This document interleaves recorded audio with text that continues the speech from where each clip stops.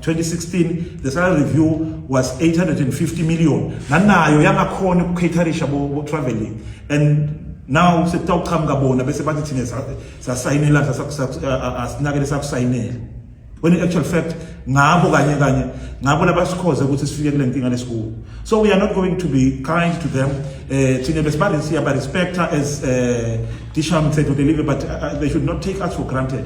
Thina we are PSUs, we are legal entities letakhuwa ngumthetho and sidamahlonipha umthetho nangabe bona batawukwenta a situation letawu-embarrassa tisebenti tahulumende bese bayaziheletela emva kwaloko nangabe sesimukele lama-peanuts labawasayina ukubona budget baphinde baheletele thina. We are not going to take kind to that, and angeke sizesijabulele. And futhi we want to know lawo ma-MPs la submit la veta lokho ngamunye leyo MP leyo lebeyihleka sifuna kuyibona ukuthi kutakwendekani kuyo nga-2028 sitabe sikhona sila.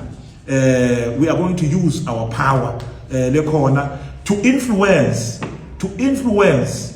ukuthi ngubani utawubuyela nangabe iparliament, not to say kumbe siva ngathi ikahle noma njani, but with this parliament lo tawubuyela utawudecidwa ngemaswati.